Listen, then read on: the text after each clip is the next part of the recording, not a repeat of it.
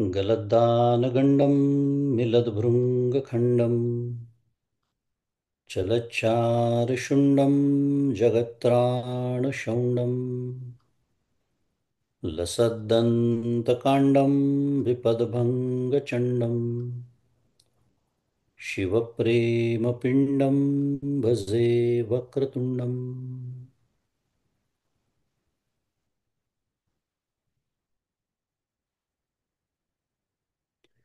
अहं निर्विकल्पो निराकाररूपो विभुर्व्याप्य सर्वत्र सर्वेन्द्रियाणां सदा मे समत्वं न मुक्तिर्न बन्धः चिदानन्दरूप शिवोऽहं शिवोऽहं चिदानन्दरूप शिवोऽहं शिवोऽहम्। गुरुर्ब्रह्मा गुरुर्विष्णुः गुरुर्देवो महेश्वरः गुरुः साक्षात् परं ब्रह्म तस्मै श्रीगुरवे नमः।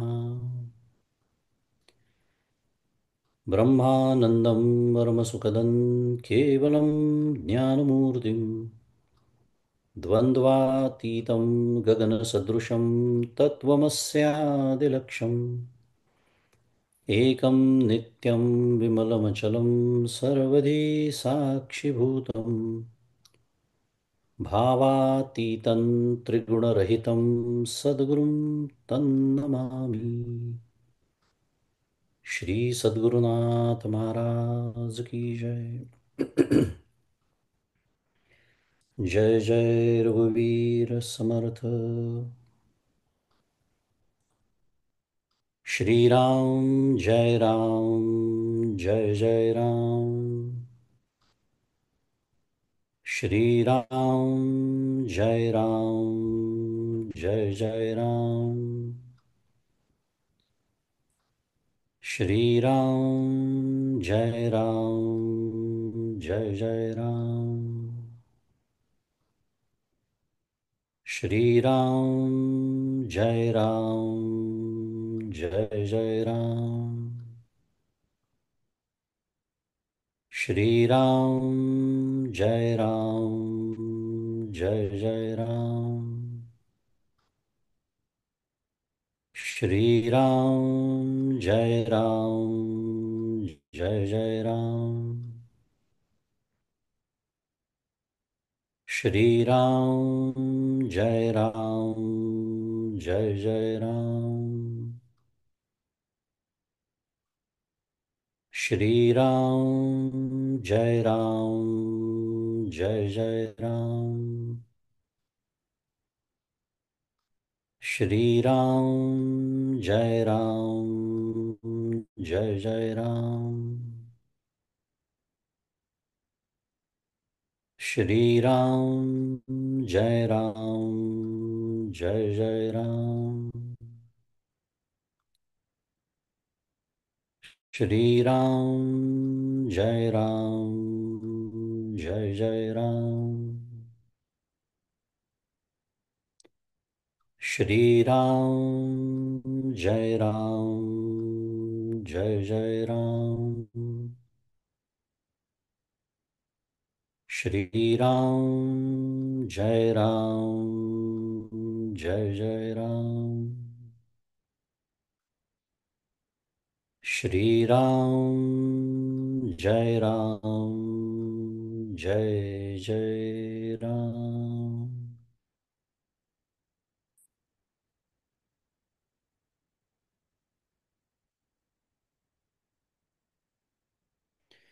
प्रभु श्री रामचंद्र भगवान की जय। श्री सद्गुरुनाथ महाराज की जय। जय जय रघुवीर समर्थ।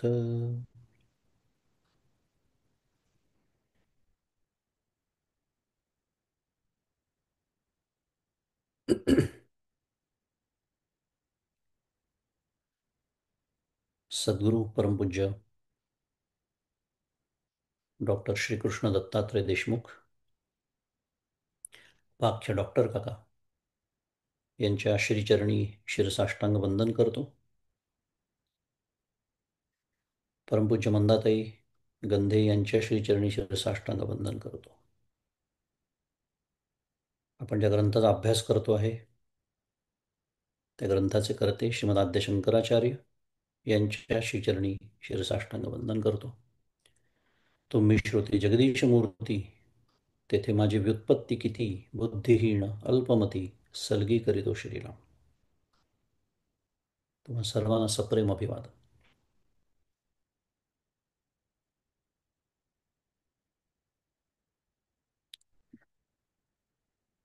श्रीमदाद्य शंकराचार्य कृत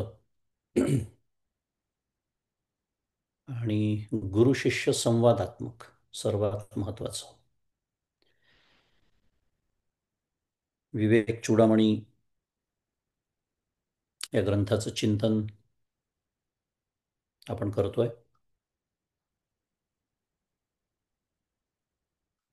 आणि श्रुतीचं तात्पर्य जे अद्वैत तत्वाचं प्रतिपादन करण्यातच म्हणजेच नानात्वाचा निषेध करण्यातच आहे.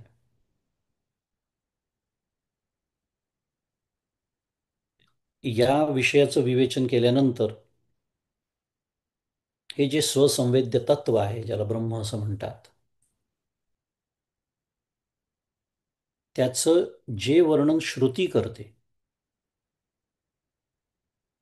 त्या तत्वाबद्दल संत आपल्याला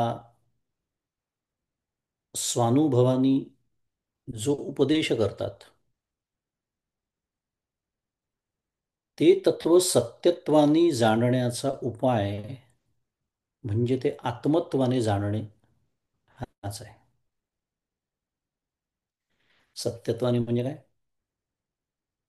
ब्रह्म नावाचं तत्व खरंच आहे. आपण मागच्या श्रद्धेचे 4 विषय बोललो होतो तेच. ते शास्त्र संत सांगतं तसं आहे. ते मी आहे इत्यादी. हे सगळं कळतं. आपण सर्वजण अभ्यासक आहोत. वर्षानुवर्ष आपण हे ऐकतोय खरं विचार केला तर. पण हे अंतिमतः जाणण्याचा की हे खरंच आहे, खरंच असं आहे आणि खरंच ते मी आहे हे जाणण्याचा अंतिम उपाय हे आत्मत्वाने जाणणे म्हणजे थोडक्यात ते मी आहे असा अनुभव एकरूपत्वाने अनुभव घेऊन जाणणे हाच आहे. आणि त्या आत्मानुभवाचा उपदेश आचार्य आपल्या अधिकारसंपन्न शिष्याला करीत आहेत. ज्याचा विषयाभिलाष निवृत्त झालेला आहे, जो शमदम संपन्न आहे, त्याला समाधीच्या योगाने सिद्ध झालेला जो स्वतःचा अनुभव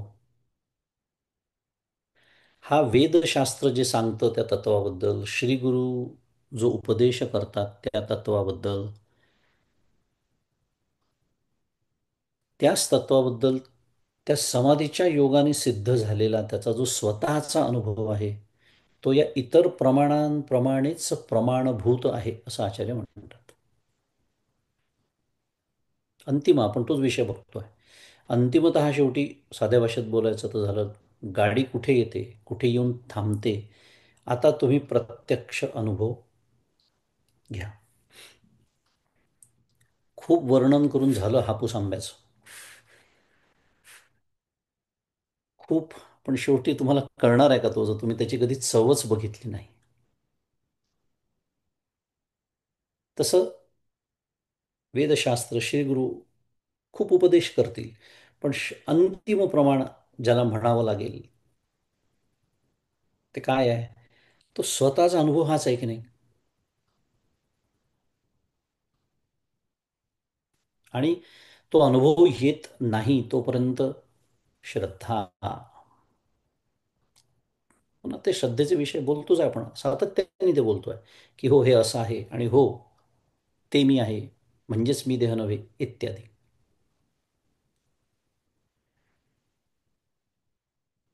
आणि हे जे स्वतःच्या अनुभवाचं प्रमाण, हे आधीची जी प्रमाणं आहेत, वेदशास्त्र जे सांगतं, सद्गुरू सांगतात, संत सांगतात इत्यादी, त्या प्रमाणांवर ठेवलेल्या श्रद्धेचंच तर हे फळ आहे. कारण श्रद्धाच नसेल तर काय पुढचं सगळं प्रगतीच खुंटून जाते. आता श्रद्धेचे अनेक स्तर असतात, त्याचा विकास असतो, हा भाग वेगळा, तो वेगळा विषय आहे. पण सर्वसामान्यपणे श्रद्धा त्याच्यावर जर नाही ठेवली तर प्रगती होणं शक्यच नाही.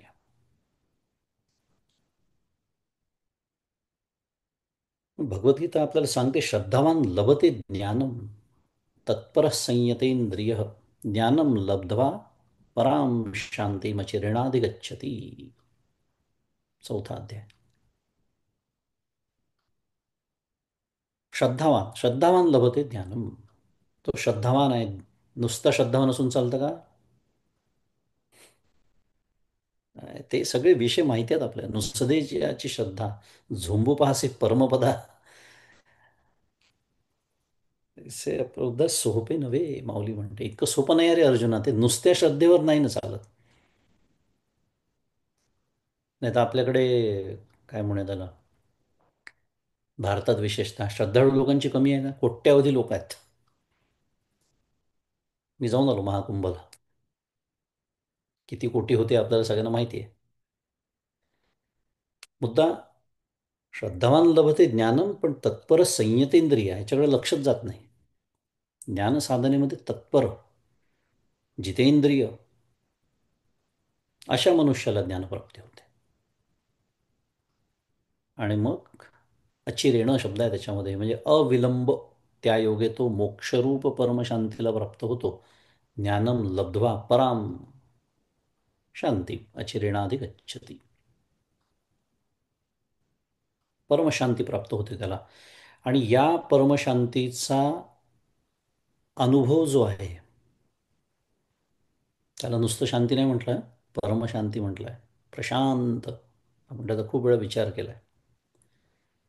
ह्या परमशांतीचा जो अनुभव आहे, तो तो अनुभव जो घेतो त्या ब्रह्मवेत्यालाच तो समजतो. म्हणजे त्याच्यासाठी ते ज्ञान, त्याच्यासाठी तो अनुभव हा अपरोक्ष असतो. इतरांना त्याचा अनुमान करता येतं. आपण जसं भगवद्गीतेत दुसऱ्या अध्यायात, स्थितप्रज्ञस्य का भाषा समाधिस्तस्य केशव, प्रश्न जो अर्जुनाने विचारला की स्थितप्रज्ञ कसा असतो, कसा बोलतो, कसा चालतो, कसा वागतो, म्हणजे काय? अनुमान. अशी अशी लक्षणं ज्याच्या अंगी उदयाला आलेली असतात त्या अनुमानावरनं. पण अनुभव आपण ज्याला म्हणतो, अपरोक्ष अनुभव, प्रत्यक्ष अनुभव, तो ज्याला आला त्यालाच तो समजतो. इतरांना फार तर फार अनुमान करता येईल. त्याच्यासाठी संतांच्या सहवासात म्हणून तर जावं लागतं. आणि नुसतं सहवासात म्हणजे त्याला शुद्ध मराठीत फिजिकल प्रेझेन्स पुरेसा नाही. मी नेहमीच सांगतो, किती लोक राहतात मुरगुडात, आलं असेल लक्षात. प्रत्यक्ष सहवास एक सहवास असतो, विचारांचा सहवास त्याच्याहून जास्त श्रेष्ठ असं परमपूज्य काका स्वतःच म्हणतात. तर थोडा अंदाज तरी येऊ शकतो आपल्याला त्यांच्या अंतस्थितीचा. म्हणून तर सद्गुरूंचं वर्णन करताना समर्थ म्हणतात की म्हणून सद्गुरू वर्णविना हे गे हेची माझी वर्णना, अंतरस्थितीची या खुणा अंतर्निष्ठ जाणते शरीरा. सुंदर वर्णन केलंय समर्थ.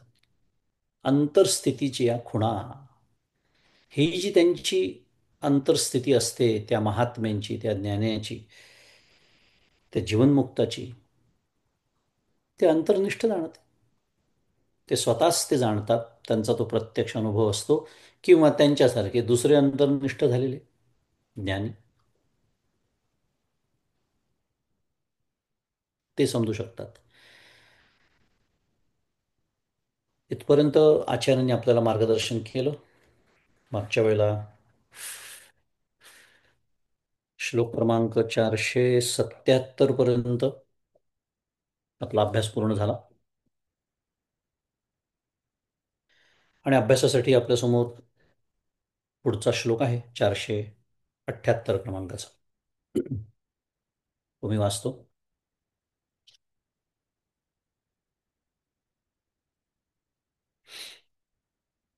तटस्थिता बोधयन्ति गुरवः श्रुतयो यथा प्रज्ञयैव तरेत विद्वानीश्वरानुगृहीतया. संधी विग्रह आहे की तटस्थिता बोधयन्ति गुरवः श्रुतयः यथा, ज्याप्रमाणे प्रज्ञया एव, प्रज्ञयैव म्हणजे प्रज्ञया एव तरेत विद्वान ईश्वरानुगृहीतया, असा त्याचा पदच्छेद आहे. अर्थ काय दिलाय की तत्वमस्यादी हे जे महावाक्याचा एक उल्लेख केला आहे कंसामध्ये, पण थोडक्यात श्रुतीप्रमाणे गुरु ही म्हणजे गुरुसुद्धा गुरवः श्रुतयो यथा काय करतात तर साक्षीरूप म्हणजे तिराहित होऊन अद्वैत ब्रह्माचा बोध करतात. बोधयंती,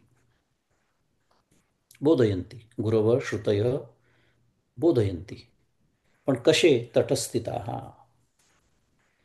आणि तटस्थित याचा अर्थ तिथे दिला आहे की घटादी स्थूल पदार्थांप्रमाणे ब्रह्म दाखवित नाही. कारण ब्रह्म दाखवण्याचा विषय आहे का? ब्रह्म इंद्रिय गोचर तत्व ते आहे का? स्थूल इंद्रिय तर सोडा, ज्ञानेंद्रिय, पण मनबुद्धीचा तरी ते विषय आहे का? नाही. आणि म्हणून वेदांत शास्त्राच्या पदांचा अर्थ जाणणाऱ्या, एवढं मोठं दिलं आहे कंसात, अधिकाऱ्याने, विद्वान म्हणजे अधिकारी, काय करायचं आहे? ईश्वरानुगृहीतया म्हणजे ईश्वरी कृपेने प्राप्त झालेल्या तत्वमस्यादी वाक्यार्थाच्या मननाने उत्पन्न झालेल्या ब्रह्मात्मैक्य वृत्तीनेच काय करायचं आहे? कंसात दिलाय अविद्यारूप महासागराच्या पलीकडील ब्रह्मरूप तीरावर पोहोचावे. तरेत, तरेत म्हणजे तरण, महासागरात तरायचं आहे. कशाच्या आधारे तरायचं आहे? प्रज्ञया एव ईश्वरानुगृहीतया, ब्रह्मात्मैक्य वृत्ती, प्रज्ञा, प्रज्ञा म्हणजे बुद्धी. कोणती बुद्धी? वृत्ती. कोणती वृत्ती ते दिलेलं आहे. थोडक्यात विषय काय सांगणं चाललंय की श्री गुरु तटस्थ राहूनच उपदेश करतात आणि ब्रह्मजिज्ञासूने मननानेच स्वरूप प्राप्ती करून घेतली पाहिजे. काय असले श्लोक आवडत नाहीत, मला तरी नाही आवडत. कारण काय, थेट माळच घालतात तो गळ्यात, थेट माळ. मला काय आवडतं? मला असं आवडतं कोणीतरी छान डोक्यावर हात ठेवावा, आपलं काम व्हावं. काय करणार? आचार्य सांगतात आहेत, ऐकून घेणं भाग आहे. गमतीचा विषय, पण आपल्या मनामध्ये ज्या काही एक परमार्थ प्रांतामध्ये चुकीचे विचार असतात म्हणूया, काही अम, अशक्य अशा अपेक्षा आपल्या मनामध्ये असतात, काही भरपूर गोष्टी असतात. अशा साधकाच्या दृष्टीने एक अत्यंत महत्त्वाचा विचार श्रीमद आद्यशंकराचार्य या श्लोकाच्या माध्यमातून आपल्यासमोर ठेवतात. अगदी पदरात पुरेपूर माप घालतात आहे, गळ्यात माळ घालतात आहे, जे म्हणायचं ते म्हणा. आणि मुख्य म्हणजे परमपूज्य काकासुद्धा याला जबाबदारीचा परमार्थ असं म्हणतात. काय आपलं ऐकलं असेल शब्द, परमपूज्य काकांच्या प्रवचनात जबाबदारीचा परमार्थ. म्हणून तर काका गमतीने म्हणतात ना की असा परमार्थ मी सांगत असल्यामुळे माझ्या दारासमोर बैलगाडी सुद्धा उभी राहत नाही, आणि जे गंडे दोरे ताईत एका रात्रीत तुम्हाला श्रीमंत करतो त्यांच्या घरासमोर मर्सिडीज उभे असतात, असं त्या काळचा दृष्टांत काकांनी दिला होता. मुद्दा काय? जबाबदारीचा परमार्थ आचार्यही तेच सांगतात, सद्गुरूही तेच सांगतात आहेत. त्यामुळे माझ्या मनात जर कुठे काही अवाजवी कल्पना असतील तर त्या ताबडतोब तिथून बाजूला होण्याची आवश्यकता. ह्याच्यात आपल्याला शिकायला मिळतं या श्लोकात. कारण काय म्हणतात आचार्य की श्रुती म्हणजे शास्त्र आणि सद्गुरू हे ब्रह्मतत्वाचं तटस्थ रूपाने बोध करतात, बोध निश्चित करतात. पण तटस्थ रूपाने. कारण काय आहे की ब्रह्मतत्वाचं साक्षात निरूपण अशक्य आहे. अशक्य आहे. आणि साक्षात निरूपणाचा अर्थ हे ब्रह्म बघा, हे असं असं असतं, असं दिसतं, असं भासतं, अशी त्याची चव असते, असं ते ऐकायला येतं, असं घटपटादी पदार्थांप्रमाणे इथली भाषा वापरायची झाली तर. हा घट इदंतेचा विषय तो आहे का?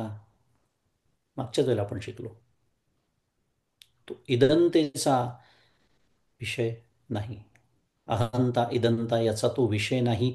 कारण वेगळेपणाने तिथे वेगळं राहून चालत नाही. आणि शास्त्र आणि सद्गुरू बोध करतात. म्हणजे काय करतात? कशाच्या आधारे बोध करतात विचार केला तर शब्द. शब्द प्रमाण नऊ प्रमाणातलं एकमेव मानलेलं आहे, तो भाग वेगळा. नवव्या अध्यायातली ती सुंदर ओवी आहे. आता आपल्याला तिकडे जायचं नाही आहे. पण शब्दाच्या शक्तिवृत्तीचा तो विषय नाही. म्हणजे काय? आता शक्तिवृत्ती लक्षणवृत्ती हे बघायला वेळ नाही आपल्याकडे, पण कोणतेच शब्द त्याचं यथार्थ वर्णन करू शकत नाही. शक्तिवृत्ती याला वाच्यार्थ म्हणतात दुसऱ्या भाषेमध्ये. कोणतेच शब्द त्याचं वर्णन करू शकत नाही. हाही विषय आपला अभ्यासून झालेला आहे मागच्या एक दोन सत्रांमध्ये, की तो व्यावृत्तीचाच विषय असतो. हे कसं नाही ते सांगण्यासाठी शब्द आहेत. म्हणून सुद्धा न इति म्हणून थांबलेत की नाही वेद. वेद सुद्धा त्याचं वर्णन करू शकत नाही त्या तत्वाचं. मग शक्तिवृत्तीचा विषय नाही तर केवळ लक्षणवृत्तीचा वापर, ज्याला भागत्याग लक्षणं म्हणतात, जह जहल लक्षणं म्हणतात, त्याचा वापर करून अनुभवाचा निर्देश संत सद्गुरू शास्त्रकार करू शकतात. म्हणजे थोडक्यात काय, त्याची जास्तीत जास्त बुद्धीची जी कमाल मर्यादा गाठून त्याचं वर्णन करू शकतात. परमपूज्य काका नेहमीच सांगतात की वेदांत शास्त्र शेवटी शास्त्रच आहे. जेवढं तर्कशुद्ध करणं शक्य आहे तेवढं ते केलेलं आहे. मानवी बुद्धीला समजेल अशा भाषेत मांडलेलं आहे. पण कितीही बुद्धीची कमाल मर्यादा गाठली, कितीही लक्षणवृत्ती वापरली, तरी शेवटी काय आहे ते शब्दच आहेत. आपण म्हणतो शक्तिवृत्ती लक्षणावृत्ती, त्या लक्षणाचे दोन प्रकार इत्यादी इत्यादी, पण शेवटी काय चाललंय, शब्दांनीच सांगणं चाललंय ना. मग अशीच आपण म्हणालो किती वर्णन करणार आहे हापूस आंब्याच्या शब्दाने. शेवटी एक वेळ येणारच आहे, अहो तुम्ही खाऊन बघा, मग समजेल. तेच सांगणं चाललंय की शेवटी ते शब्द, त्यामुळे ते तटस्थ राहूनच उपदेश करतात. शास्त्र असो श्रीगुरू असो. आणि मी जसं म्हणालो मगाशी की कोण म्हणता याला फार महत्व आहे. कोण म्हणत आहे, प्रत्यक्षात श्रीमद आद्य शंकराचार्य म्हणतात. त्यामुळे माझा जो समज असतो की डोक्यावर हात ठेवला कोणीतरी, असं वाटतं ना कधी कधी. आद्य शंकराचार्य असते तर माझ्या डोक्यावर हात ठेवून माझं काम झालं असतं. नसतं झालं, कारण त्यांनी हा श्लोक सांगितला असता मला. हा श्लोक सांगितला असता. कशाला विचार करू ना आपण, कशाला विवेक चूडामणीचे एवढे 580 ने 81 श्लोक त्या शिष्याला सांगितले. होता ना शिष्य समोर, डोक्यावर हात ठेवता आला असता, काम झालं असतं. ते डोक्यावर हात ठेवतातही, तो वेगळा विषय आहे अजून. पण तो जो शिष्य आहे तो कसा आहे हेच आपण, शिस्त महत्वाचं आहे. अत्यंत अधिकार संपन्न, साधन चतुष्टय संपन्न, काना वचनाची आहे भेटी. म्हणजे विषय हा सुरू आहे. अधिकार संपन्न सद्गुरूंनी व्हायचं आहे का मला करायचं आहे का मला साधना करून साधन चतुष्टय संपन्न व्हायचं आहे, हा विषय सुरू आहे. प्रत्येक शिष्याला साधना करूनच अधिकार प्राप्ती करून घ्यावी लागते. हा महत्वाचा संदेश या श्लोकामध्ये आपल्याला शिकायला मिळतो. आणि ज्या प्रमाणात वाढता अधिकार त्या प्रमाणात सद्गुरु कृपेचा वाढता अनुभव. पण परमपूज्य काकांचे शब्द आहे की सद्गुरूंची कृपा ठेवलेलीच असते, आपल्याला तिथपर्यंत आपली उंची वाढवावी लागते. कारण सद्गुरू सर्वांवर सारखीच कृपा करत असतात. हे आपल्या मनाचे खेळ असतात. याच्यावर कृपा जास्त आहे, त्याच्यावर कमी आहे, हा ती लाडकी आहे आणि हा दोडका आहे, हे सगळे आपल्या मनाचे खेळ आहेत. त्यांच्या ठिकाणी समत्व बुद्धी असते. माझी जेवढी प्रगती, जेवढा माझं रजोगुण कमी अंतःकरणातला आणि सत्वगुण संपन्न माझं अंतःकरण, त्या त्या वाढत्या प्रमाणामध्ये मला सद्गुरु कृपेचा अनुभव येतो. आणि ती सद्गुरु कृपा आहे हे सुद्धा तर कळावं लागतं ना पहिले. पुन्हा त्याला सत्वगुणच लागतो. आणि इथे अजून एक शब्द त्यांनी वापरलाय, काय? ईश्वरानुगृहीतया.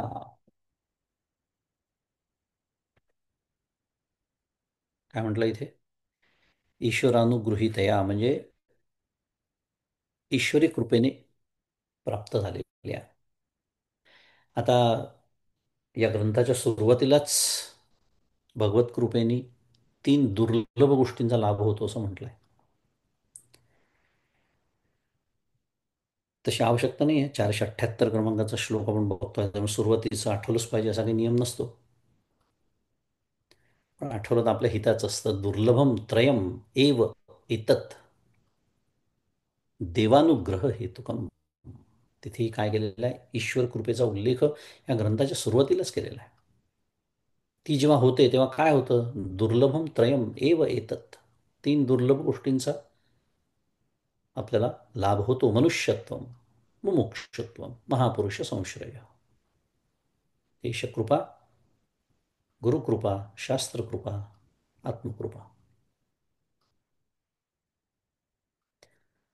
मुद्दा, ईश्वरी कृपेचे अनेक पैलू आहेत. ते आत्ता तो आत्ता विषय नाही. पण त्या ईश्वरी कृपेनेच आपल्याला या 3 गोष्टींचा लाभ झाला आहे. आता त्या मुमुक्षत्व ते मंद आहे का मध्यम आहे का तीव्र आहे, ते सगळे वेगळे विषय आहे. पण मला मनुष्यत्व जे प्राप्त झालं, अगदी सुरुवात मनुष्यत्वापासून आहे. मुमुक्षत्व आहे, महापुरुष संश्रय म्हणजे गुरुकृपा, ईशकृपेशिवाय नाही, हे आपण बघितलेलं आहे. ही कृपा आहे. पण माझी जबाबदारी काय आहे ते सांगणं चाललं आहे. कारण कृपा ठेवलेली आहे जर मी तिथपर्यंत पोचलो तर. आणि ते सांगण्यासाठी म्हणून इथे एक अत्यंत महत्त्वाचं पद आलेलं आहे. ते म्हणजे प्रज्ञया एव. प्रज्ञा एव ब्रह्मात्मैक्य वृत्तीनेच, असा त्याचा इथे अर्थ केलेला आहे. आणि च वेगळा केलेला आहे का? कारण एव महत्वाचं पद आहे. आणि एव शब्द वापरून दुसरा पर्याय नाही असं सुचवलेलं आहे. आता एव शब्द वापरण्याची आवश्यकता नव्हती. एव दुसरा पर्याय नाही, त्याचं महत्त्व प्रतिपादित केलेलं आहे, अधोरेखित केलेलं आहे आचार्यांनी. ब्रह्मात्मैक्य वृत्ती.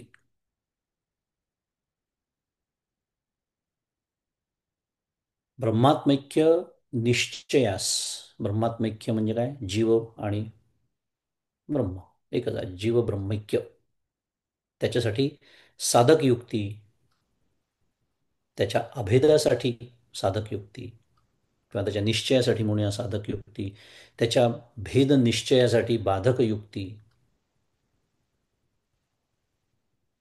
हे जे मननाचं स्वरूप आहे त्याच्यातून उत्पन्न झालेली जी अनात्म पदार्थाकार वृत्तीचा परित्याग करून आत्माकार वृत्तीचा जो एक अखंड, ज्याला तैल धारावत असं शास्त्रामध्ये शब्द आहे, प्रवाह असलेली ब्रह्मात्मैक्य वृत्ती, हा त्याचा अर्थ आहे. पण ब्रह्मात्मैक्य वृत्ती म्हणजे फक्त त्या वृत्तीवर स्थित असलेलं अंतःकरण,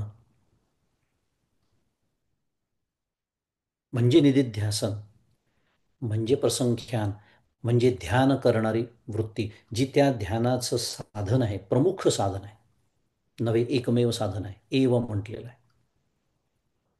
पण ती तयार कशातून होते? तर त्या साधक बाधक मननातून ती तयार होते.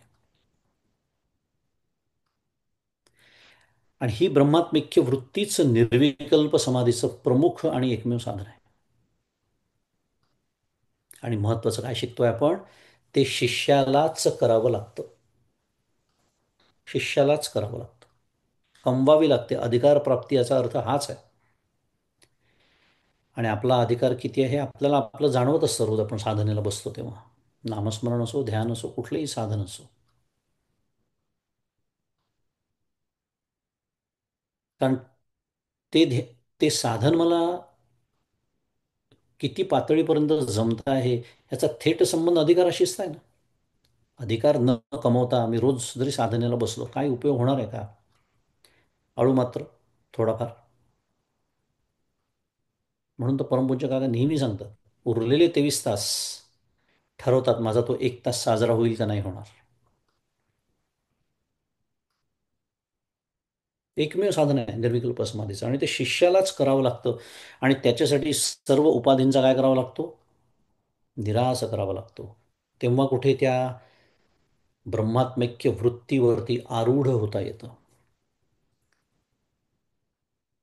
देहादी जगत ज्या काही उपाधी आहेत त्या सर्वांचा निराश, त्याच्यासाठी मिथ्यात्व निश्चय, त्याच्यासाठी विवेक वैराग्य. आली ना गाडी पुन्हा?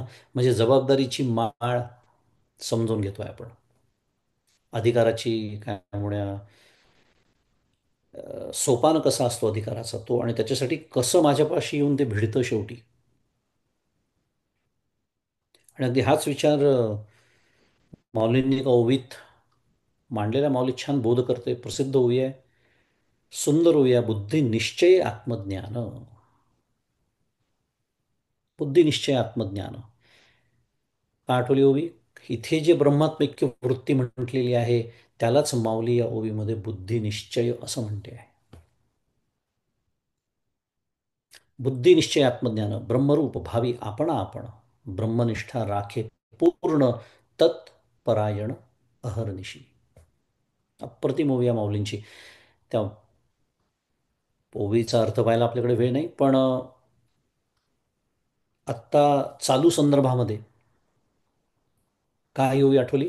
तर बुद्धिनिश्चय आत्मज्ञान हे जे पहिलं अर्धचरण आहे याच्यामध्ये माऊली तत्वम पदार्थ शोधन सांगते. आत्मज्ञान होतं ते तत्वम पदार्थ शोधन आहे. ब्रह्मरूप भावी आपण हे निदिध्यासन आहे. ब्रह्मनिष्ठा राखे पूर्ण याच्यामध्ये श्रवण मनन अपेक्षित आहे. आणि तत्परायण अहर्निशी, वैराग्यपूर्वक निष्काम कर्म उपासना इत्यादी साधनं त्याच्यामध्ये अपेक्षित आहे. छान. जो ते वेगळा विषय आहे, पण तत्पर या शब्दातच ते अनस्वी त्यावर. पण म्हणजे मंदातीने एका ठिकाणी छान समजून सांगितलं. आपण म्हटलो ना एखादं, एकदम तत्पर आहे मी ते कार्य करायला. तत्पर आहे म्हणजे तयार आहे असं आपण बोलीभाषेत अर्थ घेतो. पण तत्पर, तत् म्हणजे काय? आलं लक्षात. आता गाडी कुठे चालली असेल तो विषय नाही आत्ता आपला. पण तत्परायण अहर्निशी म्हणजे काय? संपूर्ण शुद्ध मराठीत ओरिएंटेशन ऑफ माय लाईफ 24/7 अहर्निशीत म्हटलेलं आहे. म्हणजे माझी होणारी प्रत्येक कृती, माझा होणारा प्रत्येक विचार, त्याची दिशा, ओरिएंटेशन म्हणजे काय? त्याची दिशा तिकडे असली पाहिजे. तेव्हा कुठे मला श्रवण आणि मननाचा अधिकार अधिकार प्राप्त, म्हणजे ते साधन जमणं दुसऱ्या भाषेमध्ये. ते जमल्यावर मग ही ब्रह्मात्मिक्य वृत्ती त्याच्यावर आरूढ होता येतं, ज्याला निदिध्यासन म्हटलं. आणि मग एक दिवस तत्वम पदार्थ शोधन. मुद्दा काय सुरू होता की हे करायचं कोणाला आहे? हे माझ्यासाठी सद्गुरू करणार आहेत, माझ्यासाठी दुसरं कोणी करणार आहे का, हे मलाच करावं लागणार आहे. कारण माझं अंतःकरण हे माझंच आहे. आणि हे अंतःकरण हे मुख्य साधन आहे. ते अंतःकरण एकदम आपला तिथे पुन्हा अधिकाराचाच प्रश्न आहे. अंतःकरण एकदम नाही साधन म्हणून वापरता येत, म्हणून शरीर पहिले साधन म्हणून वापरावं लागतं. म्हणून तर देवघरात जाऊन बसावं लागतं, देवळात जावं लागतं देवाच्या दर्शनाला. पण ज्याला अखंड परमेश्वराचं स्मरण आहे तो देवळात गेला काय आणि नाही गेला काय. असो, मुद्दा हे सगळं आचार्य सांगतात आहे. काय करायचं आहे हे शिष्यानीच करायचं आहे. कारण पुन्हा एकदा शास्त्र असो, सद्गुरू असो, हे अद्वैत ब्रह्म तत्वाचा जो बोध करतात तो तटस्थ दृष्टीने असतो, शेवटी अंतिम अनुभवाच्या दृष्टीने. त्यांच्या सामर्थ्याचा उपयोग करून एक त्याची झलक ते आणून देतात अनुग्रह काळी. पण ते कसं असतं, तात्पुरतं असतं. तो अनुभव दृढ, अपरिवर्तनीय, अपरोक्ष करणं ही जबाबदारी संपूर्णपणे शिष्याची असते. आणि याच साधनेचा, अभ्यासाचा म्हणूया, स्वाध्यायाचा म्हणूया, उल्लेख पुढच्या श्लोकामध्ये आलेला आहे. श्लोक क्रमांक 479. स्वानुभूत्या स्वयं ज्ञात्वा स्वमात्मानमखंडितं संसिद्ध सम्मुखं तिष्ठे निर्विकल्पात्मनात्मनि. पदच्छेद आहे, स्वानुभूत्या स्वयं ज्ञात्वा स्वम आत्मानम अखंडितम संसिद्ध सम्मुखम तिष्ठेत निर्विकल्पा कल्पात्मना आत्मनी, किंवा निर्विकल्प आत्मना आत्मनी. म्हणजे आपल्या अभ्यासाने उत्पन्न झालेल्या मी ब्रह्म आहे अशा भावनेने, मगाशी जे म्हटलं ब्रह्मात्मैक्य वृत्ती, पण आपल्या अभ्यासाने नित्य जो आपण आत्मा त्याला स्वतःच साक्षात अनुभवून ज्याला इष्टप्राप्ती झालेली आहे, संसिद्ध म्हणजे इष्टप्राप्ती, अशा पुरुषाने काय करायचं आहे, संकल्पादिरहित मन करून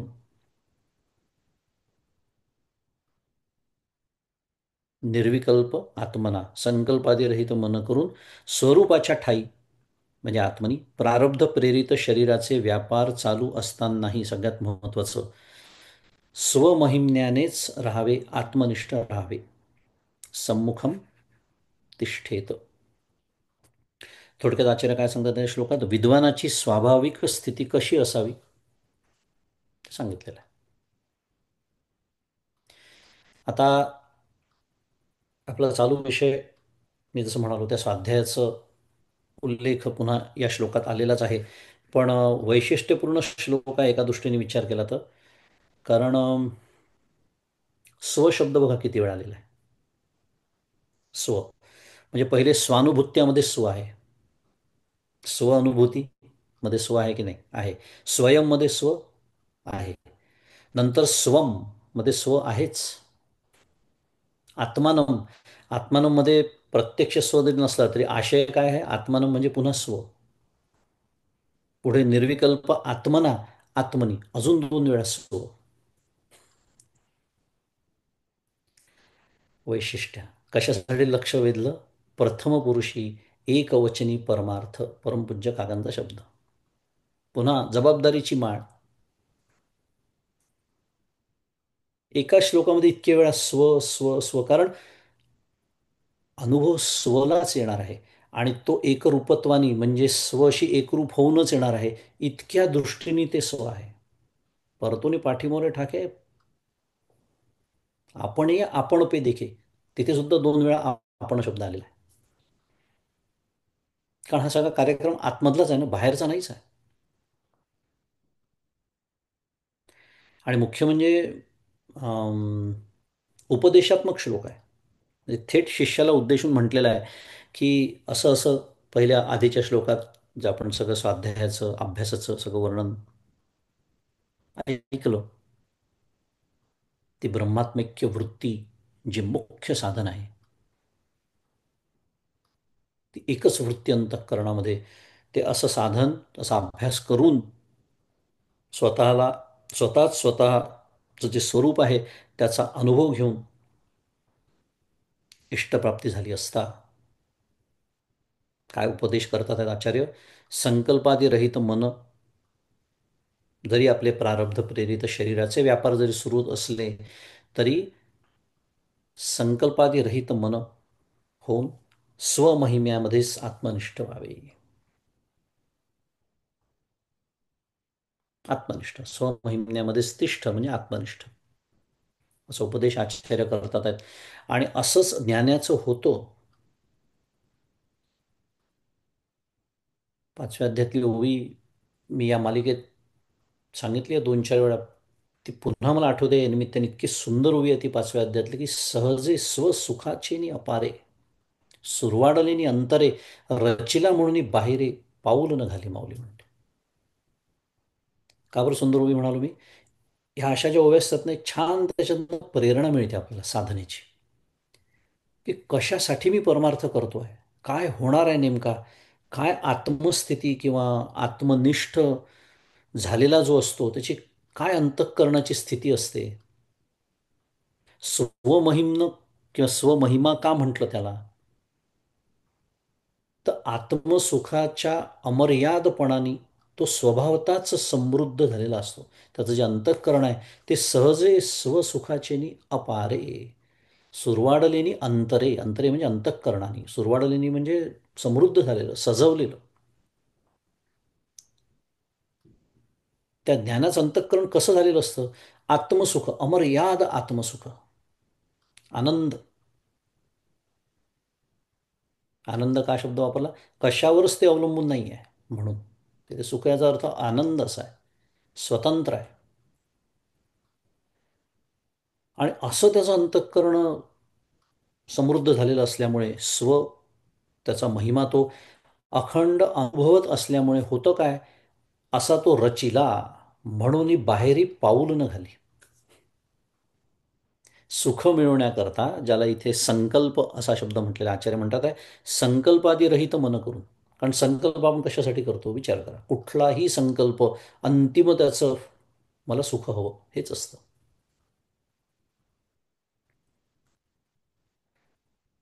तो सुख मिळवण्यासाठी इंद्रियांच्या बाहेर पाऊलच घालत नाही, संकल्प करत नाही, संकल्प रहित होऊन राहतो. आणि का नाही राहणार? का नाही राहणार? कारण त्या सुखाची प्रेरणा जिथून येते, त्याचं जे मूळ, ज्याला आनंद, जे माझं स्वरूपच आहे, सद्घन चितघन आनंद घन, ते मी आहे हे एकदा मी अनुभवल्यानंतर, त्याच्यामध्ये स्थित असल्यानंतर कोण बाहेर पाऊल घालणार आहे? कशासाठी घालणार आहे? मग प्रारब्ध प्रेरित शरीराचे व्यापार सुरू राहतात. मग सगळ्या गोष्टींचं परमपूज्य काका म्हणतात रामकृष्ण हरी, एकच मंत्र होऊन जातो. झालं रामकृष्ण हरी, नाही झालं रामकृष्ण हरी, आत्ता झालं रामकृष्ण हरी, नंतर झालं रामकृष्ण हरी. का? माझ्या आनंदाला धक्काच नाही, चालू दे. परमपूज्य मंदाते म्हणतात तसं, प्रारब्ध प्रारब्धाला ओढू द्यायचं देहाला. आता माझ्या ढकलण्याचा प्रश्नच नाही आहे, कारण मला ढकलण्याचं प्रयोजनच आता उरलेलं नाही आहे. कारण त्या ढकलण्याचं प्रयोजन जे सुख, त्याची मला आता आवश्यकता उरलेली नाही आहे. जे दुःख मिश्रित असतं नेहमी, मला आनंद प्राप्ती झालेली आहे. असं हे उपदेशात्मक हा श्लोक. पण प्रत्यक्षात ज्ञान जेव्हा होतं तेव्हा तीच अवस्था त्या ज्ञानाची होते.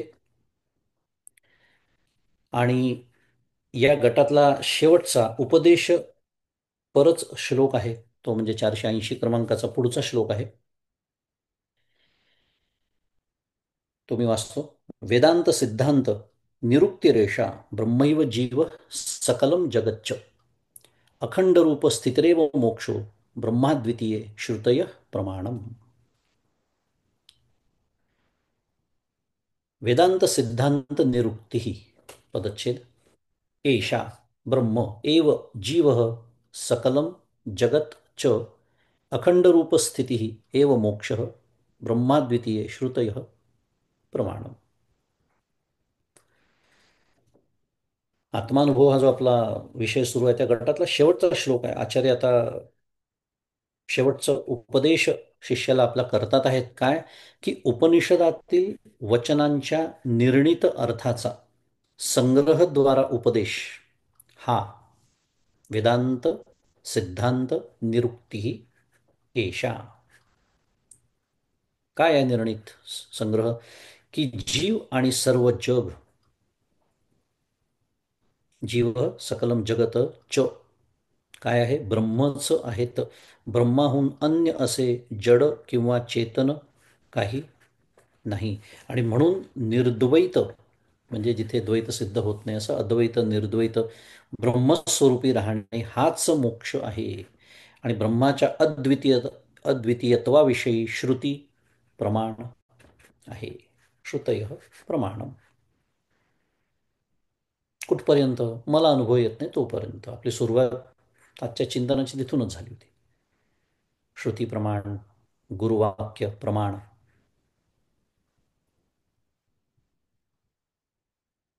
गुरुवाक्य प्रमाण आहे. पण इथे थोडक्यात काय सांगितलंय? सर्व वेदांत सिद्धांताचा संग्रह करून उपदेश केलेला आहे. सर्व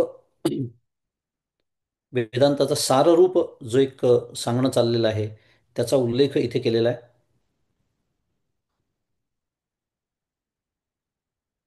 संपूर्ण जगत, जीव असो, जग जग असो, जगातील मला जेवढे काय म्हणतात त्याला समजतात तेवढे भेद असो, मुख्य कोणत्या भेदांचा इथे उल्लेख केलेला आहे? जड आणि चेतन. काय आहे म्हटलेलं आहे? असं म्हणून काही नाही, म्हणजे सर्व भेदांचा काय केलेला आहे? निषेध केलेला आहे, नानात्वाचा निषेध केलेला आहे.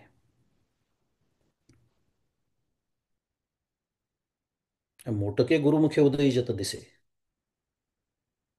पण सगळ्यात महत्वाचं काय आहे? आणि हृदयी स्वयंभची असे. मगाशी तेच बोलत होतो आपण, फक्त मी म्हटलं तिकडे 9व्या अध्यायातली ओवी आत्ता नको, पण पुन्हा स्मरण झालं त्या ओवीचं. हृदय स्वयंभची असे, मोटके गुरुमुखे उदयचित दिसते. तटस्थ राहून सांगतात आहेत ते, पण आहे कुठे? माझ्याच हृदयामध्ये ते आहे. आणि प्रत्यक्ष फाव लागे अपैसयाची.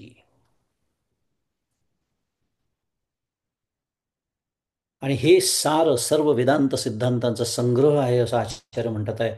दुसऱ्या एका ठिकाणी आचार्यांनी म्हटलंय, आपल्याला माहिती आहे की श्लोकार्धेन प्रवक्ष्यामी यदुक्तम ग्रंथकोटिभी. ब्रह्मसत्य जगन्मिथ्या जीवो ब्रह्मैव नापरा. कोट्यावधी ग्रंथांना काय सांगायचं आहे शेवटी? ते अर्ध्या श्लोकामध्ये सिद्ध होत आहे. कोणत्या?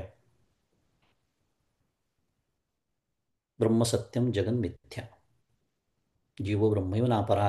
आता इथे मिथ्या शब्द न वापरता फक्त आचार्य एवढंच म्हणतात आहे, या जगतामध्ये मला जितके भेद दिसतात, जो मुख्य भेद त्याचा एकच उल्लेख केला फक्त, जड आणि चेतन. मग जडाजडातला, चेतन चेतनातला, जड ईश्वरातला, चेतन ईश्वरातला अनेक भेद शास्त्र आपल्याला मांडतं. ते भेद काय आहेत? सत्य नाही. कारण सर्प कसा असतो? शेवटी रज्जुरूप असतो. सर्प मला दिसतो म्हणजे भासतो, ही माझी समस्या आहे. ही समस्या रज्जूकडून आहे का? नाही. पण रज्जू शिवाय सर्प दिसतो का? नाही. म्हणजे बरं, तो सर्प वेगळा घालवावा लागतो का? त्याला मारावं लागतं, हाकलावं लागतं, नेहमीचाच विचार आहे आपला. नाही. मग सर्प जातो कसा? रज्जूच्या ज्ञानाने जातो.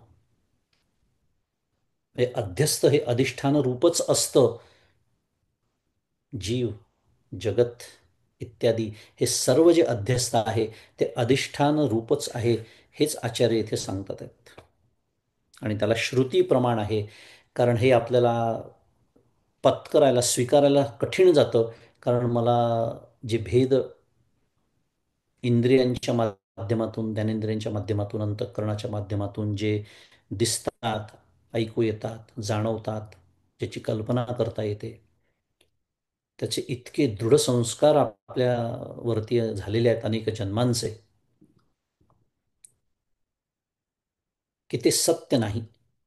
जडाजडी अंशी रहाटे जे सरीसी, ते चेतना गा तुझसी लटिके नाही, माऊली 13व्या अध्यात उपदेश करते. जड अजड या दोन्हीमध्ये एक अगदी सारखेपणाने ते राहतं. जड आणि जड चेतन हे सगळे पुन्हा मी त्याच्यावर मारलेले काय आहेत, शिक्के आहे. कारण एका ठिकाणी अभिव्यक्ती दिसते, एका ठिकाणी अभिव्यक्ती दिसत नाही, म्हणून त्याला जड म्हणायचं, आणि जिथे दिसते त्याला चेतन म्हणायचं. कारण एक काय आहे, एक पंचधा प्रकृतीचा आहे, एक अष्टधा प्रकृतीचा आहे. तिथे अंतःकरण नावाचा जास्तीचा घटक आहे, म्हणून अभिव्यक्ती दिसते, विशेष अभिव्यक्ती दिसते. पण सामान्य अभिव्यक्ती तर सगळीचकडे आहे. कारण सत तत्व आहे, म्हणून तर हे अस्थिरूपाने जड असो नाही तर चेतन असो आहेत.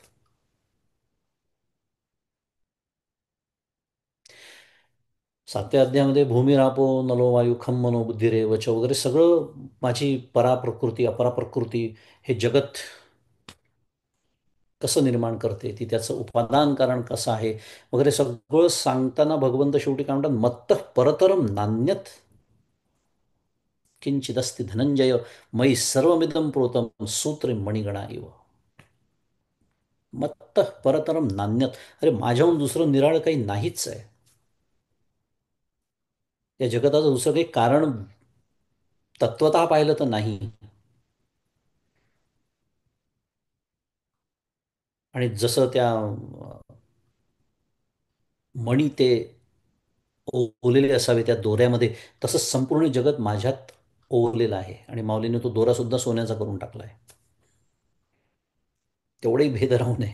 कारण मणी आणि दोऱ्या दृष्टांताला शेवटी मर्यादा असते ना. दोरा वेगळा, मणी वेगळे, हा हा, सर्व सोनच. पण माझं अखंड लक्ष दागिन्याकडे आहे. अखंड लक्ष दागिन्याकडे. सोनं मला दिसतच नाही. का? पुन्हा विषय तोच, अधिकार. मुद्दा सर्व वेदांत सिद्धांताचा हा संग्रहरूप उपदेश करणारा हा श्लोक आचार्य आपल्या शिष्याला उपदेश करतात आहेत, की सर्व श्रुतीचं जे काय म्हणूया अंतिम जो निर्णय जो आहे, तो जीव आणि सर्व जग हे खरं ब्रह्माहून अन्य काही नाहीच. आणि म्हणून मला जे दिसतं आहे ते अध्यस्त आहे, अध्यासरूप आहे, तो मला होणारा अध्यास आहे. असं अद्वैत तत्वज्ञानाचं काय म्हणूया जोरकस प्रतिपादन. आणि तेही श्रुतीच्या आधारे आचार्य शेवटचा उपदेश म्हणून करतात आहे. कारण ही अन्वयाची भाषा आहे. ही भाषा अन्वयाची आहे. साधना व्यतिरेकाचीच करावी लागते. पण सिद्धांत हा अन्वयाचा आचार्य सांगतात आहे. कारण आता विचार केला तर ह्याच्या पलीकडे सैद्धांतिक उपदेश करण्यासारखं काही नाहीच. कारण आता अंतिम सिद्धांत आहे की एकमेव ब्रह्म हेच सत्य आहे. असो, तर इथे 480 क्रमांकाच्या श्लोकापर्यंत आपला अभ्यास पूर्ण झाला. आणि इथे आत्मानुभव हा जो मुख्य विषय, जो आपण सातत्याने पाहतोय, की सर्व प्रमाण, सर्व उपदेश, सर्व गोष्टींना शेवटी येऊन गाडी कुठे थांबणार आहे, तर मलाच आता त्याचा अनुभव घ्यायला हवा आहे.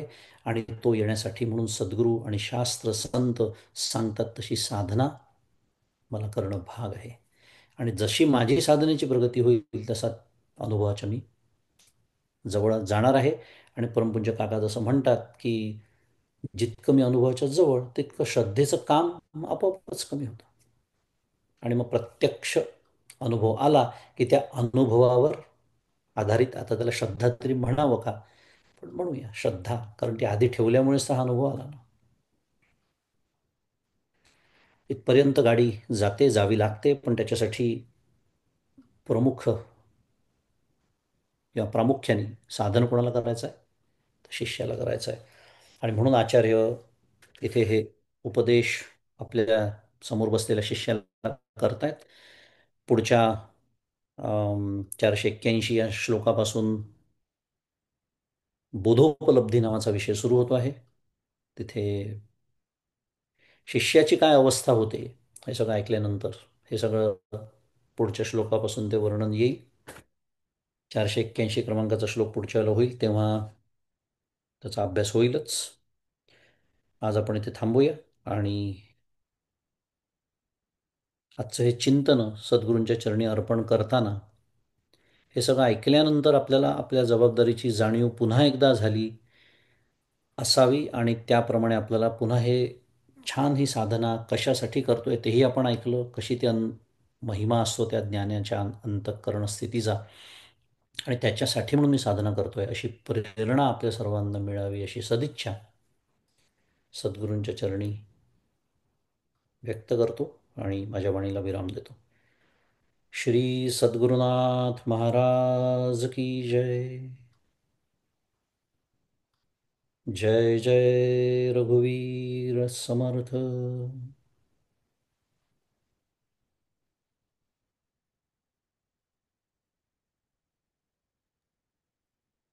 धन्यवाद पंकजला. अतिशय मोटिवेशन वाढवणारे श्लोक आणि त्यावर त्यांचं निरूपण असं ऐकत राहावं असं वाटत होतं. आज खूपच छान वाटलं. खूप प्रोत्साहन देणारे श्लोक होते आणि त्यावर तुमचे उपदेश पण खूपच सुंदर होते. कोणाला प्रश्न असतील तर आपला मायक्रोफोन ऑन करून विचारा.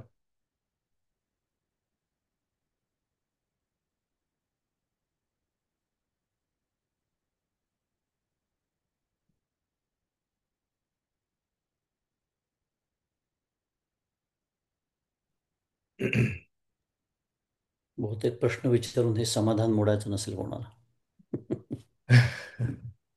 खरंच समाधान असं खूप छान वाटत होतं आज. तू ऐकत राहो असं आणि तुम्ही बोलत राहो. म्हणून छानच आहेत ना, छान प्रेरणा मिळते अशा खूप छान श्लोकांमधून.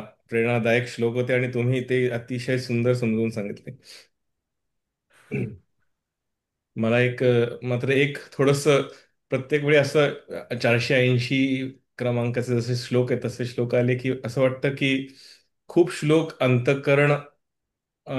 अंतःकरणाला चित्तशुद्धी चित्तशांतीवर असतात आणि विषयासक्ती कमी करणे इत्यादी किंवा शांत वृत्ती ठेवणे चित्तवृत्ती शांत करणे असे श्लोक अनेक येतात आणि मग असे श्लोक येतात की सगळं जग आणि ब्रह्म जगाला समारोप करणारे एखादा श्लोक येतो.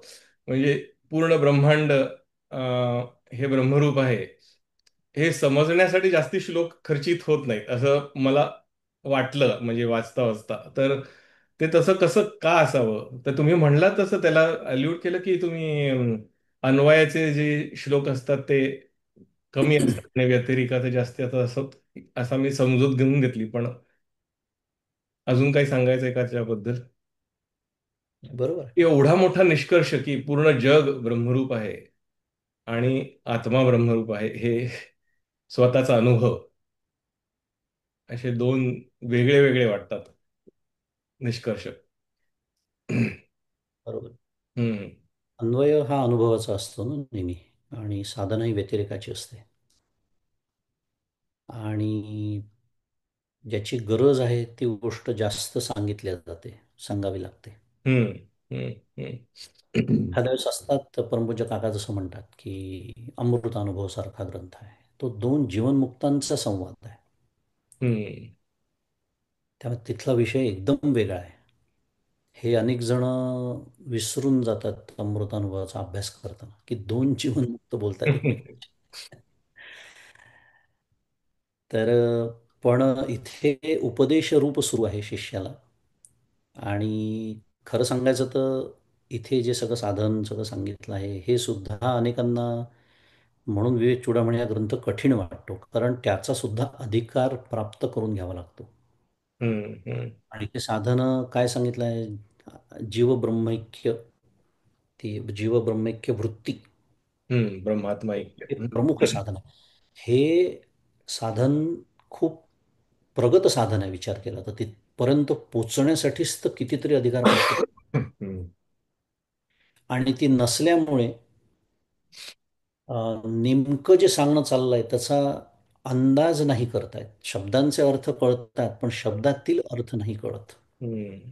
आणि मग असं वाटतं की बापरे, विवेक चूडामणी ग्रंथ फारच कठीण आहे.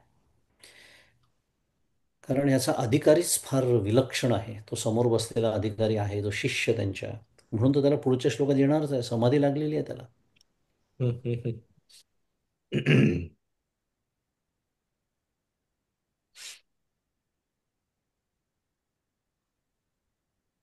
ज्ञानमार्गाचा अधिकारी आहे थोडक्यात. आणि हा कठीण मार्ग आहे अर्थातच. मार्ग सगळे शेवटी तिथेच नेतात, ती गोष्ट खरी आहे. आता जसं एकनाथ महाराजांचं एक ओवी आहे, त्याच्यामध्ये नामानी उपाधीचा निराश होतो म्हटलंय त्यांनी. मग आता उपाधीचा निराशाचीच तर भाषा इथे सुरू आहे. फक्त तो मला वेगळा झाला. वेगळा झाला. पण गंमत ही आहे, मी ना नाम घेत ना ना मी ब्रह्मात्मैक्य वृत्तीचा अभ्यास कर, मी करत काहीच नसतो. फक्त हे कठीण आहे, ते सोपं आहे, असे शिक्के मारणं. कारण कष्ट करायला लागतो.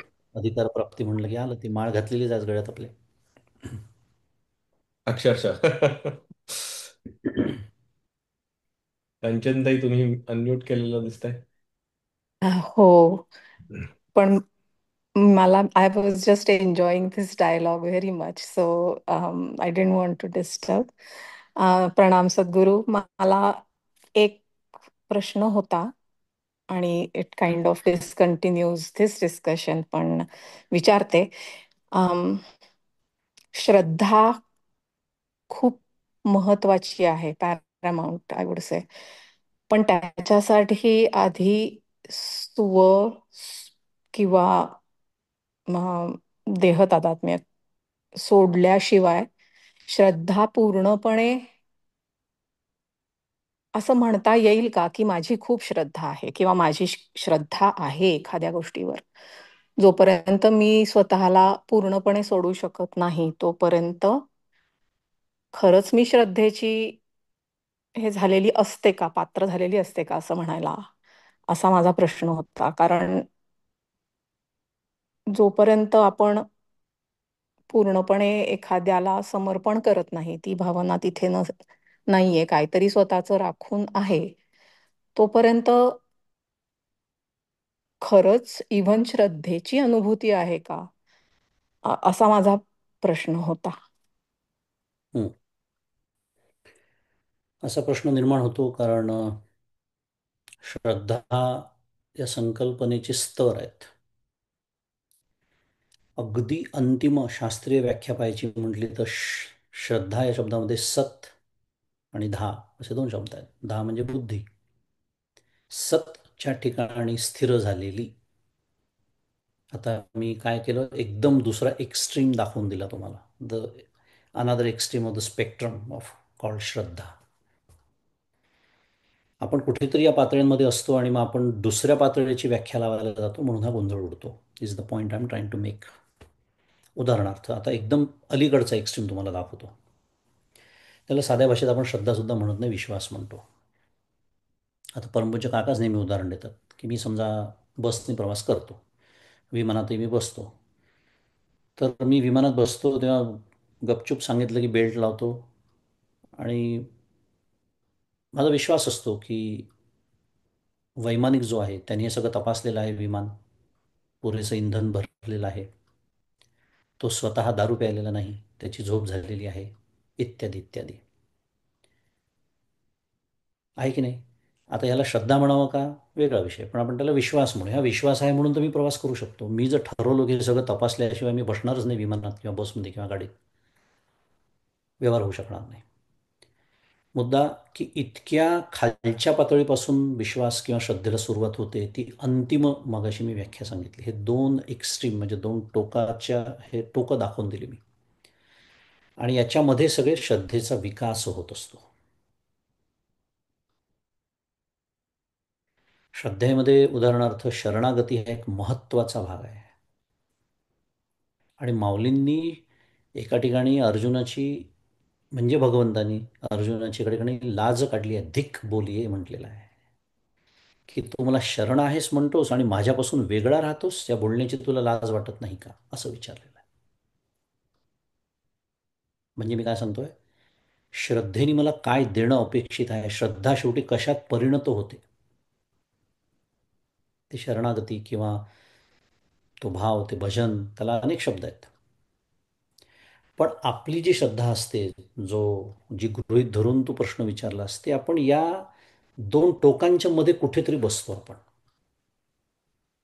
आणि मग तू म्हणते तो विचार बरोबर आहे, की जोपर्यंत मी स्वतः साधना करत नाही, जोपर्यंत मी वैराग्य धारण करत नाही, जोपर्यंत मी देह नाही असं अधिकार प्राप्त करत नाही, तोपर्यंत माझ्या श्रद्धेला काही अर्थ आहे का, असा साधारण प्रश्न होता तुमचा, बरोबर. तर आपण कुठेतरी या श्रद्धेच्या स्तरांमध्ये बसतो आणि तो विकास होत असतो आपला, हळूहळू होतो तो, हळूहळू होतो. खरं विचार केला तर आपण सद्गुरूंचा अनुग्रह घेतो, आपण अभ्यास करतो शास्त्राचा, श्रद्धा आहे म्हणूनच करतो की नाही, नाही तर आपण केलाच नसता. आता प्रश्न असा निर्माण होतो, जर श्रद्धा आहे म्हणून मी सगळं करतो, मग त्यांनी सांगितलेलं स्वीकारत का नाही? मग जर मला शास्त्र सांगते मी देह नाही, मी मन नाही, मी बुद्धी नाही, मी अहंकार नाही, म्हणजे म्हणतो तर खरी एका दृष्टीने की माझी श्रद्धा आहे, पण श्रद्धेने मी ते स्वीकारत नाही. अनेक म्हणजे दीर्घकाळ जाऊ द्यावा लागतो माझ्या साधनेमध्ये माझा अहंकार कमी करण्यासाठी. मी करता नाही सांगतं की नाही शास्त्र, पण मी समजतो की नाही स्वतःला करता, समजतो, तरीही मी म्हणतो की नाही माझी शास्त्रावर श्रद्धा आहे म्हणून. हो. मुद्दा श्रद्धेचा विकास होत असतो आणि तो विकास जितक्या काय म्हणूया वेगाने आपण करू, जी मगाशीपासून आपण बोलतोय की ती आपलीच जबाबदारी आहे, तर ती श्रद्धा मग शेवटी त्याच्यामध्ये परिणत होते सत धा. आणि म्हणून त्या अर्थाने माऊली म्हणते की केवळ श्रद्धा असून चालत नाही. हे हे जे नुसतं बोलणं आहे, माझी श्रद्धा आहे, अरे हो, पण मी साधनाच्या दृष्टीने काहीच करत नाही आहे, किंवा श्रद्धेने त्यांनी जे सांगितलं आहे. आता अनेकांचं आपल्याला बघायला मिळतं की सद्गुरू प्राप्ती झाल्यानंतरचं मी बोलतोय, सद्गुरू प्राप्ती झालेली असते, सद्गुरूंनी एक साधन दिलेलं असतं, पण ते साधन सोडून यूट्यूबवरती व्हिडिओ बघणे, अजून जमलं तर 4 ठिकाणी जाऊन स्पिरिच्युअल रिट्रीट्स जॉईन करणे, अजून कोणाचं तरी मार्गदर्शन घेणे, हे करणारे सुद्धा लोक आपल्याला माहिती आहेत. केवढा मोठा धक्का आहे श्रद्धेला. सद्गुरू जेव्हा साधन देतात तेव्हा त्याच्या पाठीमागे काहीतरी कारण आहे म्हणून देतात ना. पण मला दिलेलं साधन मला करायचंच नसतं, मला दुसऱ्याला दिलेल्या साधनाचं मला फार आकर्षण असतं. कारण असं कुठेतरी माझ्या मनात असतं की ते साधन मला दिलेल्या साधनापेक्षा श्रेष्ठ आहे. मग ते सद्गुरूंना समजत नसेल का? केवढा मोठा धक्का आहे श्रद्धेला. असं होतं, पण गोष्टी होतात. सगळ्यात अवघड पचायला हे आहे की काहीतरी मॅजिक, जादूची कांडी नाही फिरणार, हे तुला करावं लागणार आहे आणि हे तुला रोज करावं लागणार आहे, दिवसातनं 4दा करायला लागणार आहे. त्याच्याशिवाय हे म्हणजे ऍक्च्युली खरं सांगायचं तर नको त्या ठिकाणी आपण विश्वास म्हणाल, श्रद्धा मगाशी म्हणलं तसं, तो जास्ती पटकन ठेवतो. पण जे करायला अवघड आहे आणि जे माहितीये आपल्याला, मनापासून माहितीये की हा हे तर करायला लागणार आहे, ते करायला अवघड आहे हे सांगतात सद्गुरू आपल्याला. आणि मग असं वाटतं की आहे का आपली श्रद्धा, हे आपण करणार का, असा थोडासा अम, जेवढी पाहिजे तेवढी आहे का, कारण मार्ग परत सोपा नाहीच आहे. त्यालाच विकास पण असं म्हणतात. आणि एक सिद्धांत तुला सांगतो, सुंदर आहे सिद्धांत, की श्रद्धेचं एवढं महात्म्य काय आहे. तर तो सिद्धांत असा आहे शास्त्राचा, की जी गोष्ट जितकी सूक्ष्म तितकी ती स्वसंवेद्य, तितकी श्रद्धेची गरज जास्त. काय सिद्धांत सांगितला मी? पुन्हा एकदा सांगतो, जी गोष्ट जितकी सूक्ष्म तितकी स्वसंवेद्य, स्वसंवेद्यता जास्त, तितकी श्रद्धेची गरज जास्त. आता ह्या नियमाप्रमाणे सर्वात जास्त श्रद्धेची गरज कुठे असेल? तर जे स्वसंवेद्याचं परमावधी आहे, त्या तत्वाचा अनुभव घेणारं किंवा कसं घ्यावं हे सांगणारं शास्त्र किंवा सद्गुरू किंवा संत, ह्यांच्यावरती श्रद्धेची सर्वात जास्त आवश्यकता आहे. कारण ज्या स्थूल गोष्टी आहे, घटपट आदी, मगाशी जो उल्लेख आला होता, त्याला श्रद्धेची गरजच नाही आहे. कारण ते इदमचा विषय आहे. हा घट आहे, हा पट आहे, दाखवता येतं, सांगता येतं, मला स्वतःला ते बघता येतं, हातात घेता येतं, कदाचित त्याची चव घेता येते, कदाचित त्याचा स्पर्श जाणवू शकतो, इत्यादी इत्यादी.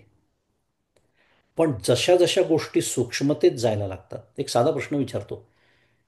अणू म्हणजे ॲटम म्हणतात शुद्ध मराठीत त्याला, आहे का, असा प्रश्न विचारला. इथे 100% लोक आहे म्हणून सांगतील. मी विचारलं तुम्ही पाहिला का, 100% त्याचं उत्तर लोक नाही असं देतील. मग ह्याला काय म्हणायचं? श्रद्धा. श्रद्धेचे ग्रुपच आहे ते. मला सांगण्यात आलं आहे की अणू असतो आणि तो असा असा असतो. एकेकाळी श्रद्धा होती काय, अणूचं विभाजन होत नाही, ॲटम इज इनडिव्हिजिबल. बसला की नाही धक्का त्याला? बसला. मुद्दा तिथे जे आधी सांगितलं होतं, ज्याच्यावर श्रद्धा ठेवली होती, ते चुकीचं असू शकतं हे विज्ञानच सिद्ध करतं. पण हे जे आहे, याला शुद्ध मराठीत इटर्नल नॉलेज म्हणतात. म्हणून तिथे भगवद्गीता 2.0 नाही, उपनिषद 3.0 नाही, विवेक चूडामणी 4.0 नाही. कारण देर इज नो अपडेट. हे जे ज्ञान आहे हे त्रिकाला बाधित आहे. पण माझा मुद्दा हा सुरू होता की अणू अत्यंत सूक्ष्म, आता त्याच्याहून सूक्ष्म पदार्थ शोधून काढले, सबॲटॉमिक पार्टिकल्स म्हणतो आपण त्याला. जितकी सूक्ष्मता जास्त, तितकी स्वसंवेद्यता जास्त, म्हणून तेवढी श्रद्धेची गरज जास्त. आणि सूक्ष्मतेची परमावधी असलेलं ब्रह्मतत्व ते अखंडैक रस आहे, निरवय आहे. तिथे स्वसंवेद्यता किती असेल कल्पना करा, म्हणजे श्रद्धेची आवश्यकता किती असेल. हम्म. हॅलो.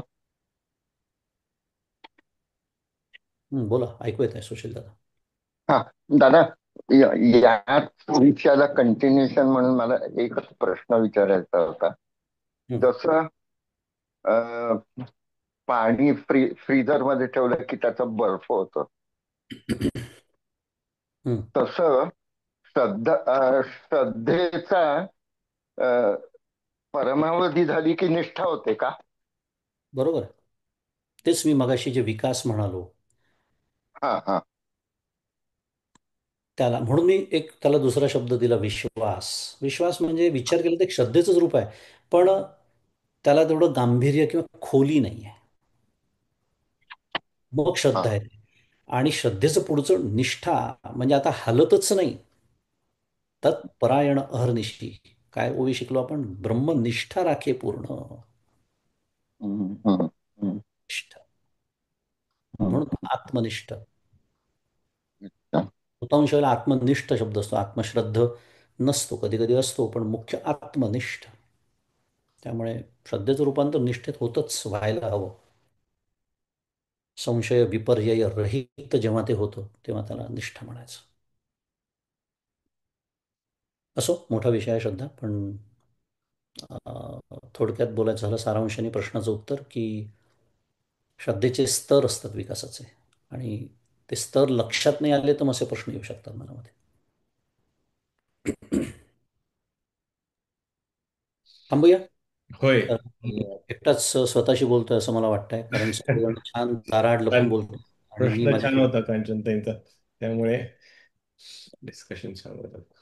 ठीक आहे, मी शेवटचा श्लोक घेतो, म्हणजे जर तुम्हाला पुन्हा एकदा एक एक प्रश्न विचारू का आता? आहे का वेळ? हो, बोल. असं मागच्या याच्यामध्ये पण आपण गोष्टी केल्या होत्या की कर्मयोगी मनुष्य जो आपले सगळे कर्म, दिवसभराचे 23 तासातले कर्म किंवा कर्तव्य सगळं व्यवस्थित जसं सांगितलं गेलं आहे तसंच सगळं व्यवस्थित करतोय, पण देवासमोर फक्त 20 मिनिटच बसतोय. तर त्याला कसं काय हे प्रगती होऊ शकते का त्याची या मार्गामध्ये?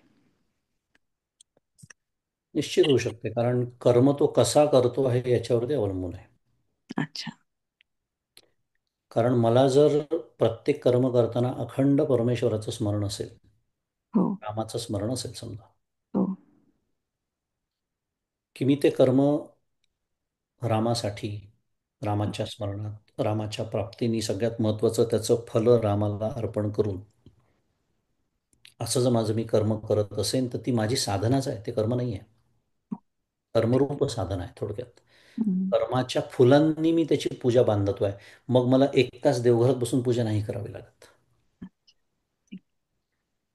पण चित्तस्य शुद्धये कर्म न तू वस्तुपलब्धये. आचार्यांनी या विवेक चूडामणी सुरुवातीला सांगितलेलं आहे. हम्म. त्याला मर्यादा पण आहे, कारण कर्म मला जास्तीत जास्त देऊन देऊन काय देणार आहे? चित्तशुद्धी हे फळ देणार आहे. हो. तशीच निष्काम उपासना मी रामाची जेव्हा करीन तेव्हा हम्म. देऊन देऊन मला काय देणार आहे? निष्काम उपासना फळ, चित्त शांती हे फळ देणार आहे. न तू वस्तुपलब्ध आहे. पण तेच शुद्ध आणि शांत चित्त मग चैतन्यकार होण्याच्या योग्यतेचं होतं, अधिकाराचं होतं. म्हणून कर्मातून मोक्ष म्हटला जातो, कर्मानी मोक्ष नाही आहे. ओके. छान वाटलं ऐकून. नमस्कार महेश दादा. नमस्कार. ठीक आहे, थांबूया मग. Mhm. ठीक, श्लोक येतो. व्हावी पूर्ण कृपा गुरु मजवरी, प्रार्थित भावे तुला. वारी सर्व अरिष्ट नेऊ निलया, संमोह जो वाढला. अज्ञानांधजनांसी मुक्त करुणी, शांती पदी बैसवी. विनती हीच असे न मागत तुझे, भक्ती तुझी ही हवी. श्री सद्गुरुनाथ महाराज की जय. जय श्रीराम.